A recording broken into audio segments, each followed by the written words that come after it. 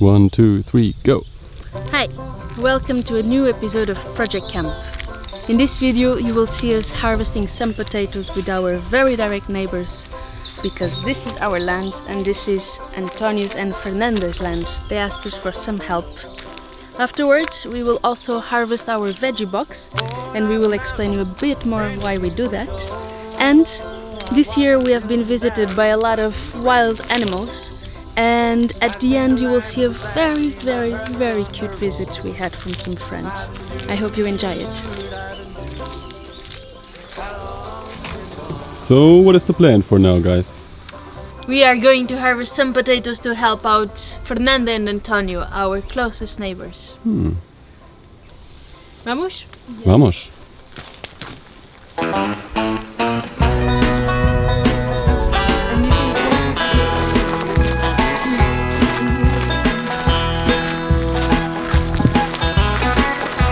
One, two, three.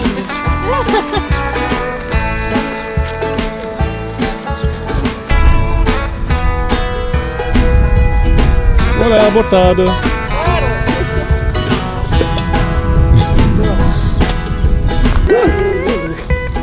Hey boy.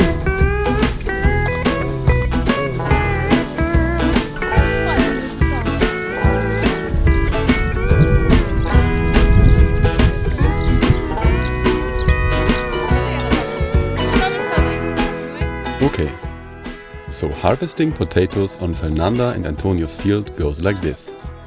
You choose either to dig or to pick. If you choose to dig, you take the hoe, hit the soil exactly at the edge of the water ditch, make it loose and search for the little tasty gems. Then you throw them behind you and repeat. You need to dig hard enough to go deep, but at the same time gentle and precise. Otherwise, you will damage or cut the potatoes in half, which will be then followed by a more or less happy Antonio/Fernanda, who then gives you a private lesson on how to work properly. If you choose to pick, it's easier. Just throw the fresh harvested potatoes in a bucket and the damaged and 2 small ones in another bucket. Nevertheless, you're gonna be exhausted anyway, since it's a huge field, it's super hot, and the potatoes don't come out of the soil by themselves. Did you understand what he said? He said, just the good potatoes. Ó, visto assim? Ó, destas.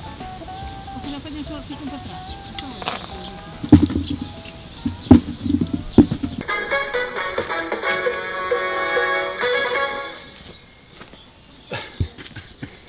Very good. Se quer que o seu casamento seja um dia memorável, também disponível para batizados e outro tipo de eventos, com profissionais com décadas de experiência, que têm como prioridade a satisfação dos seus clientes. Quinta da Hortinha, na Venda da Serra, em Tábua, mas disponível para todo o mundo. 235 710 270.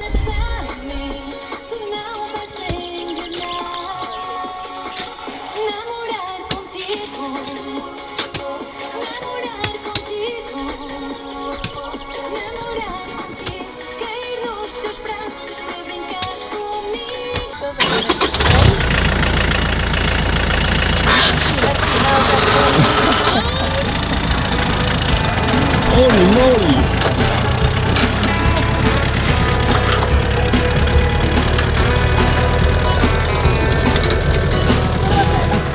Next step is simple. Hop on Antonio's tractor and take a ride to the tiny house where they store the potatoes. Don't forget to enjoy the lovely Portuguese countryside. The ride is short, but be careful to not fall off the tractor, since the road is quite bumpy and you're sitting on the side of a giant shovel. Then hop off. Empty the buckets and start again from the beginning.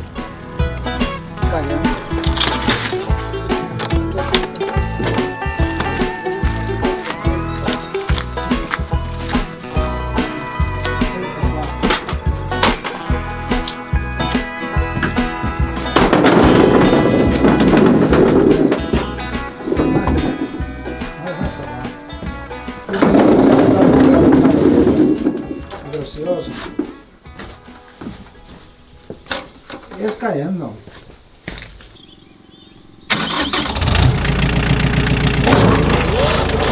Goodbye, Agi.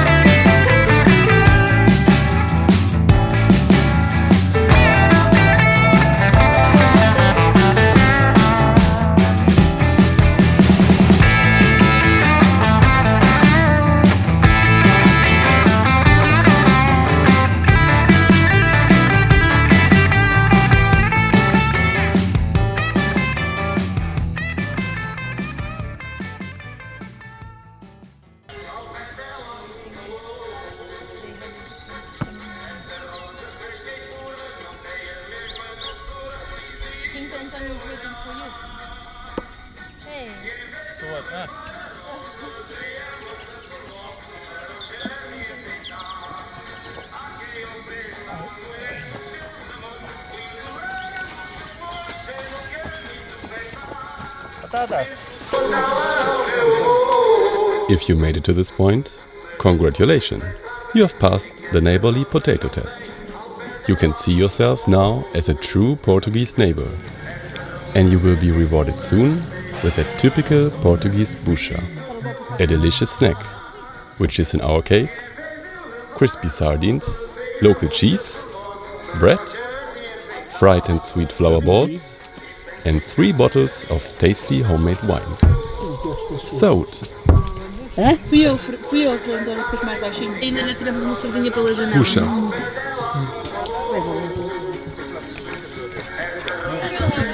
Okay, yeah. No, this is gonna go in this one. Yeah.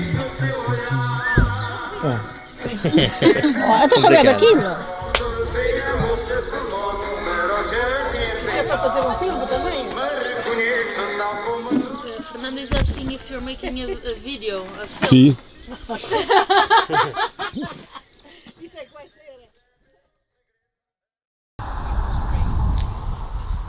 You see so many greenhouses. Well, I mean, obviously plastic is ideal, but because we're going to take it off when it's the hottest time of the year. So, today we are here at Nuno and Sara's place. They are friends and they are also farmers, and they are usually the ones that bring a veggie box to us, and we showed a video last season, you might remember them. Today it's different. Today we come here to their place to harvest our box, and this is why we want to explain you slightly why we are doing this. So Sara and Nuno are part of a network of farmers which is called CSA, that stands for Community Supported Agriculture. And that stands for like also creating a link between farmers and consumers, that it's like a shared responsibility between risks and rewards. Because being a small farmer, it involves a lot of risks in the sense of like they are dependent on a lot of variables that are beyond their hands, as weather, as water supply, as actually health and strength in their body. And this is actually the case why we are here, because Nuno got sick, and it means that Sara is not able to take care of the garden and harvest and make the box and distribute it all by herself. So we as consumers come here and harvest the box ourselves. Oh, I've tried to seed some carrots on the side of the tomatoes, but it didn't go so well. Yes, come on through. Like zucchini? Yeah, come on down here. So here we have a new variety that I'm trying out. Yellow courgettes. And they're like proper radioactive. Twist it or use a knife. Yeah. Courgettes are surprisingly spiky. Yeah, they are.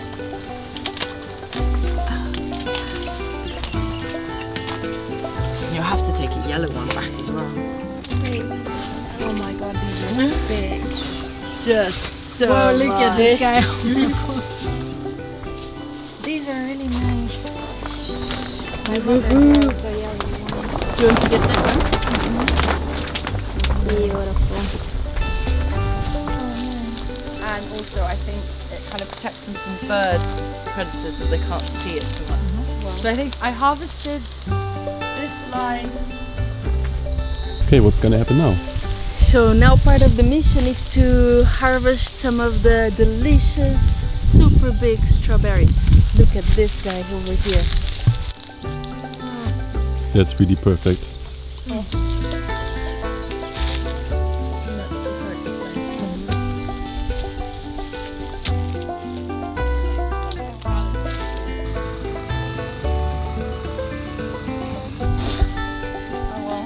But I wanted that anyway. Yeah, no?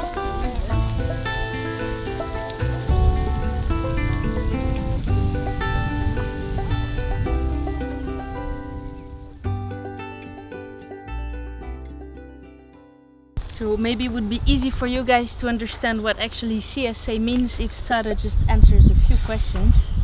And maybe you could say, why did you choose to become part of CSA? So yeah, community supported agriculture is interesting for both, I think, us and the clients.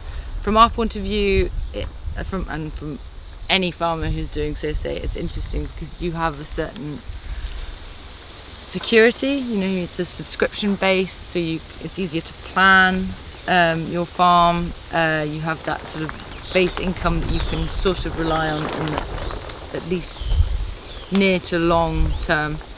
It also means that with the box kind of products, we can diversify in our farm, which is not only good for the environment, but it also means that it makes us more resilient to things like crop failures or strange weather, which is happening more and more. You know, one product might suffer, but then we'll still have other stuff that we can put in the boxes.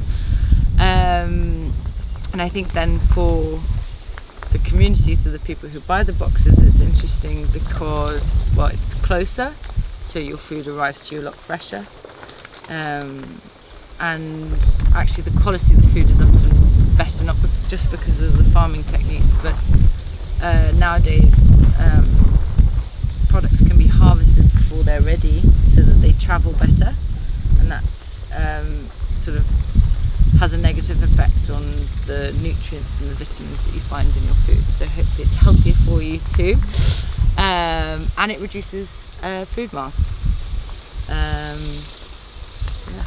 Does that answer the question? You answered like the 3 questions I had. Okay, perfect. So we're done then. Why is it beneficial for you? And you had it prepared. But maybe one more question is would be, are there any downsides of being part in this CSA? Downsides for who? Like from our For you point of guys, view? yeah. Sometimes it can be a little bit challenging to get the planning right, so quantities. You know, you've got to have enough diversity for a box, but also enough quantity for it to make sense. So, but that with time is getting better. I found that a lot more difficult in my first year than I do this year. So yeah, practice makes perfect.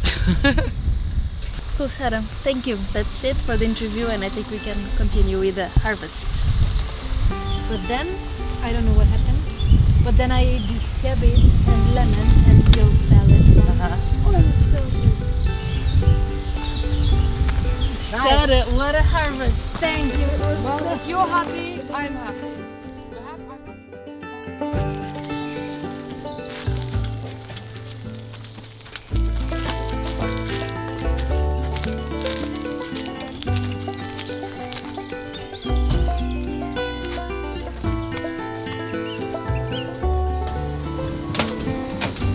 So yesterday we harvested really beautiful veggies for an incredible diverse basket, which I want to show you now. There are a few things missing, like the strawberries. They were too delicious to wait for today, but I just want you to see this richness. in colors, in nutrients and in flavors. We got potatoes, we got fresh garlic, we got a lot of aromatics, edible flowers, cabbage, kohlrabi, zucchini in different colors, and yeah, basil. Yeah, summer is coming, and with summer a lot of diversity is coming. And within the scheme of CSA, as we explained a little bit, when something is missing, they replace with something else. So in the case, yesterday we didn't get lettuce, so we got extra beans, which sounds like a very cool deal. We get this box once a week, which is a big luxury for us. And yeah, this is it. For now I just take the box back so that Aggie can do her magic.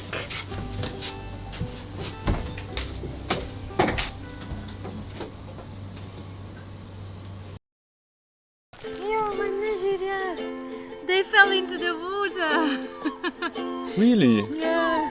Like Because they followed Otis. It's way big. Hello. Hello. Hello. Beautiful. Last week, we got visited by some new cute neighbors. It seems they live close by in the mountains because they just followed Otis and Debbie while they worked on the yoga deck. The mom and dad were also there, but they got scared by Otis and ran away. For some reason, the puppies didn't. We played a bit with them and then brought them back to the mountains where the parents were able to find them. It worked fine with the two of them. We also saw them with the mother, but the little fellow with the white paws came back to us a few times. We called him first Brutus, then Johnny, then Fling-Flong. He seems really to like us, but yeah, we still tried to bring him back to his mother. So we said goodbye to him. Let's see if it was for the last time. That's it for this video. I hope you guys enjoyed this episode, and if you like what we do in Project Kamp, you can also support us on Patreon, and you will actually see our videos 1 week ahead. And you can also vote for our thumbnail. Next week we will do a review on our electric chainsaw, and for today we have so many potatoes and I need to cut some.